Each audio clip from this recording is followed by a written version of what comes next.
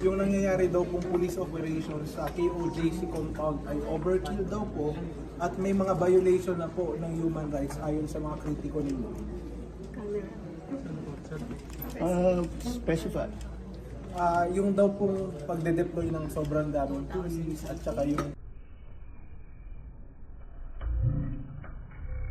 mga nadidisrupt na daw po yung mga rights. Meron mang human rights violation kung maraming pulis? Yun pong sabi. I don't think so. There's no. Anyway, the reason we did this was so that we could maintain the peace. The only way to maintain the peace is to make sure that the area is safe and is secure. And considering this is a 30-hectare compound, kailangan mo talaga ng maraming tao. Hindi mo pwedeng gawin ito na 100 pulis para